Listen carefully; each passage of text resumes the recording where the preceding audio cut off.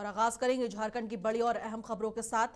बता दें, युवा झारखंड दावोस में आयोजित वर्ल्ड इकोनॉमिक फोरम की वार्षिक बैठक 2026 में अपनी वैश्विक भागीदारी दर्ज कराने के लिए तैयार है। मुख्यमंत्री हेमंत सोरेन के नेतृत्व में राज्य का प्रतिनिधिमंडल उद्घाटन समारोह के बाद ग्लोबल इकोनॉमिक और नीतिगत चर्चाओं में मजबूती से अपना पक्ष रखेगा और इस दौरान का मुख्य उद्देश्य अंतर्राष्ट्रीय साझेदारी और निवेश के अवसरों को मजबूत करना है और जहां झारखंड वैश्विक आर्थिक मंच पर कदम रख चुका है।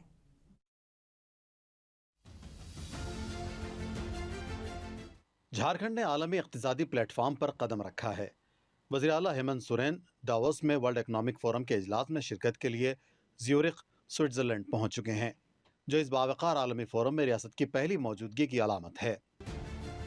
इससे एक सरकार की जो इच्छा शक्ति नजर आती है कि इसमें कितना ज़्यादा विकास और कैसे उद्योग व्यवसाय की संभावनाओं के प्रदेश के रूप में झारखंड जाना जाए, इसके लिए ये पहल बहुत ही अच्छी साबित होगी। दावोस में झारखंड की मौजूदगी का थीम कुदरती हम आहंगी के साथ तरक्की के साथ मुंसलिक है। दावोस की मसरूफियात के बाद वज़ीर आला बरतानिया जाएंगे, जहां वह लंदन में सनतकारों और सरमायाकारों से आला सतही मुलाकातें करके रियासत के लिए सरमायाकारी लाने की कोशिश करेंगे। ये खुशी की बात है कि मुख्यमंत्री ने पहल की है कि वो 10 और राज्यों के साथ जाकर के और भारत का प्रतिनिधित्व दावोस में करेंगे। 25 साल हो गए इस राज्य को बने हुए, पहली बार इस तरह का विज़न देखा हम लोगों ने कि सीएम का एक विज़न है कि वो साथ लेकर के यहाँ के व्यापारियों और उद्यमियों को साथ लेकर के चल रहे हैं। हेमंत सोरेन के गैर मुल्की दौरे को रियासत के लिए आलमी सरमायाकारी को राग़िब करने, सनअती तरक्की को फ़रोग़ देने और झारखंड के लिए रोजगार के नए मौके पैदा करने की जानिब एक अहम कदम के तौर पर देखा जा रहा है। ब्यूरो रिपोर्ट, मुंसिफ टीवी। लोहरदगा जिले के किस्को प्रखंड अंतर्गत तीसिया में खेल प्रेमियों के लिए बड़ी सौगात मिली है। यहां 80 लाख रुपए की लागत से बनने वाली मिनी फुटबॉल स्टेडियम मैदान का सांसद सुखदेव भगत ने आदिवासी रीति रिवाज के साथ विधिवत शिलान्यास किया। इस मौके पर सांसद ने कहा कि जिले के होनहार खिलाड़ियों को आगे बढ़ाने और उन्हें बेहतर मंच देने के लिए पहल की गई है। उन्होंने कहा कि लोहरदगा में प्रतिभा की कमी नहीं है, सही प्लेटफॉर्म मिलने पर खिलाड़ी राज्य और देश का नाम रोशन कर सकते हैं। झारखंड की बात करें और विशेषकर मैं साउथ और नागपुर की बात कर रहा हूँ, यहाँ खेल प्रतिभा की कमी नहीं है और एक इंफ्रास्ट्रक्चर बहुत इंपॉर्टेंट होता है। अगर आप राष्ट्रीय स्तर पे, राज्य स्तर पे अपना परफॉर्मेंस दिखा रहे हैं, ये खुशी की बात है कि यहाँ तिसिया देखिए कितनी रमणीक स्थल है। यहाँ पे राज्य स्तरीय एक हमारा ये कहते जो मानक बना हुआ है मिनी स्टेडियम का, प्रखंड के स्तर पे स्टेडियम के यहाँ आज शिलान्यास हुआ है और हम उम्मीद करते हैं कि यहाँ के बच्चों को जो चाहिए, जो प्रैक्टिस के लिए या अन्य के लिए वो स्टेडियम यहाँ बन रहा और 1 साल का एक अवधि दिया गया है। लेकिन मैंने कहा कि क्योंकि स्थानीय संवेदक है, लोग यहाँ के लोग हैं, उससे पूर्व मैं सोचता हूँ निश्चित समय से पूर्व उनका निर्माण हो जाएगा। और कुछ बातें जो मैंने इन्हें कहा है कि विशेषकर विभाग से और उनके कि जो श्रमिकों का भुगतान है वो टाइम से हो, उनके जो मानक है उनके अनुसार किया जाए।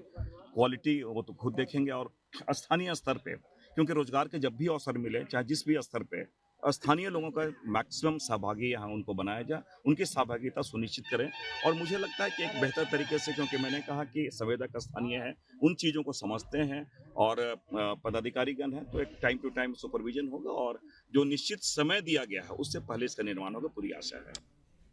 और जमशेदपुर में आज देश के वीर योद्धा महाराणा प्रताप की 429वीं पुण्यतिथि पूरे सम्मान और श्रद्धा के साथ मनाई गई। साक्षी स्थित महाराणा प्रताप प्रतिमा स्थल पर बड़ी तादाद में लोग पहुंचे और पुष्प अर्पित कर उन्हें याद किया। इस मौके पर झारखंड क्षत्रिय संघ के पदाधिकारी और समाज के लोग मौजूद रहे। सभी ने महाराणा प्रताप के साहस, बलिदान और स्वाभिमान को सलाम किया। संघ के अध्यक्ष शंभू सिंह ने कहा कि महाराणा प्रताप ने कभी मुगलों की गुलामी कबूल नहीं की। उनका जीवन आज भी यूथ और नेशन के लिए इंस्पिरेशन है। प्रताप की 429वां पुण्यतिथि है और विगत हम लोग जो है 8 साल पहले यहाँ उनकी प्रतिमा का स्थापना किए थे। उसके बाद से लगातार इनकी पुण्यतिथि और जन्म उत्सव दोनों मनाते आ रहे हैं। हमारे ये पूर्वज जो हैं, ये सबसे प्रथम से स्वतंत्रता सेनानी हिंदुस्तान के थे, जिन्होंने देश का आज़ादी के लिए जो है पहला मुगलों के खिलाफ में मुहिम फेंका था और ये स्वाभिमान के प्रतीक रहे हैं। इनसे बड़ा स्वाभिमानी अभी हिंदुस्तान में कोई नहीं रहा, जो देश की आज़ादी के लिए अंतिम क्षण तक जो है घास की रोटी खाते रहे और लड़े, लेकिन कभी जो है हार और स्वाधीनता किसी का स्वीकार नहीं किया। ये बहुत बड़ी बात है और इन्हीं का पराक्रम और इन्हीं का नीति से आज जो है वियतनाम जो है अपने आप को आज़ाद कर पाया था। वियतनाम के जो प्रधानमंत्री थे उन्होंने आके इंडिया में बात कहा और हल्दी घाटी का जो है मिट्टी लेके जो है वो वियतनाम गए।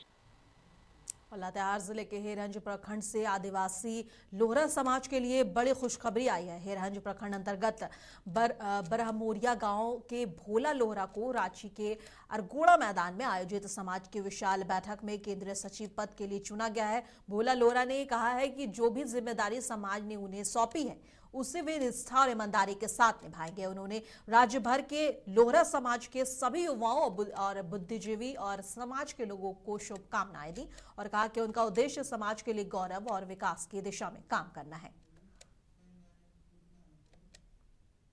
और धनबाद रेलवे स्टेशन पर हावड़ा आनंद विहार साप्ताहिक अमृत भारत एक्सप्रेस का भव्य स्वागत किया गया। प्रधानमंत्री नरेंद्र मोदी ने ट्रेन को वर्चुअल हरी झंडी दिखाकर संतरागाछी के लिए रवाना किया। निर्धारित समय के अनुसार यह ट्रेन रात 9 बजे धनबाद पहुंची, जहां सांसद ढुल्लू महतो और विधायक राज सिन्हा ने इसे हरी झंडी दिखाकर आगे की यात्रा के लिए रवाना किया। ट्रेन हावड़ा, बैंडल, वर्धमान, दुर्गापुर और आसनसोल होते हुए दिल्ली के आनंद विहार पहुंचेगी। 22 जनवरी से यह हावड़ा से और 24 जनवरी से आनंद विहार से साप्ताहिक चलेगी। सांसद ढुल्लू महतो ने कहा है कि भविष्य में इसे नियमित करने का प्रयास किया जाएगा।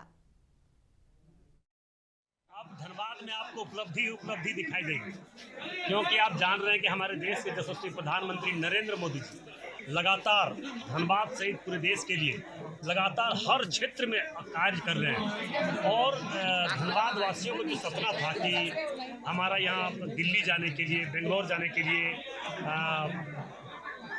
राज्य के अंदर एक राज्य से दूसरे राज्य जाने के लिए कई ऐसे गाड़ियों की कमी थी, जो हम सब पूरा करने का आश्वासन हमारे अश्विनी वैष्णव जी, जो हमारे रेल मंत्री जी, उन्होंने दिया है मोदी जी के निर्देश पर। और ये पूरा विश्वास है, जो लंबे समय से जो सपना हमारे धनबाद वासियों को था, उस सपना को पूरा हर हाल में करने का काम करेंगे, ये मुझे विश्वास है। और जो चार ट्रेनें तो यहाँ से जम्मू तक जा रही थी, वो एक ट्रेन, एक दिल्ली जाने वाली ट्रेन, 4 ट्रेनें जो रेगुलराइज उसको एक्सटेंशन दिया जा रहा था, तब चला था, मगर अब वो परमानेंट हो जाएगा 4 ट्रेनें।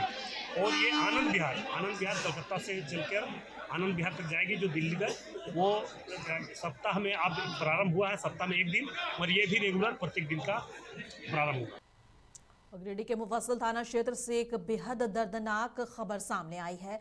श्री रामपुर गांव में कर्ज के दबाव से जूझ रही एक मां और उसकी नाबालिग बेटी ने फांसी लगाकर आत्महत्या कर ली। मृतकों की पहचान 35 साल की पुतुल देवी और 15 साल की उसकी बेटी स्नेहा कुमारी के रूप में हुई है। बताया जा रहा है कि लोन की किश्तों को लेकर लगातार कॉल से महिला मानसिक तनाव में थी और सूचना मिलते ही पुलिस मौके पर पहुंची और हर पहलू की जांच की जा रही है।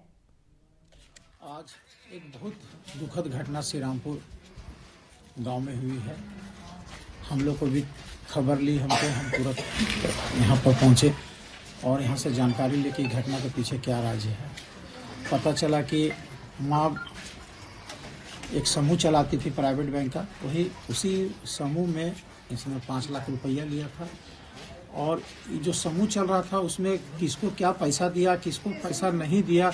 लोन ली थी, लोन के चक्कर में इसको प्रताड़ित किया गया और घर में किसी को बताई नहीं थी लोन ली थी, कब ली थी, किससे ली थी, कितना ली थी, नहीं जानते। और घर में जो सो इसका फ़ोन आने लगा मैनेजर का, हम लोग पूछे इसको कि कहाँ लोन की बात है, कहाँ फ़ोन किया, कहाँ पैसा लिया है, तो कुछ बोल भी नहीं करते थे, खाली रोती थी। तो हम लोग चुप मारने बोले थोड़ा दिन रहेगी ठीक ठाक फिर बोलेगी, लेकिन बतेबे नहीं कि क्या किया। हम लोग पूछे कि क्या बात है, मैंने फ़ोन आया, कहाँ पैसा कितना लिए नहीं लिए, लेकिन कुछ बताने से। मुफस्सिल थाना क्षेत्र के गादी श्रीरामपुर में 2 लोगों का आत्महत्या का मामला आया है। इसमें एक महिला लगभग 40 साल की है और एक उनकी बेटी है लगभग 16 साल की। घर में और उनके 3 भाई हैं जो यहाँ पे मौजूद हैं घर में, उनका पति भी है। हम लोग जांच कर रहे हैं कि आखिर किस वजह से ऐसा हुआ है, मामला क्या है, इसका गहनता से हम लोग जांच कर रहे हैं।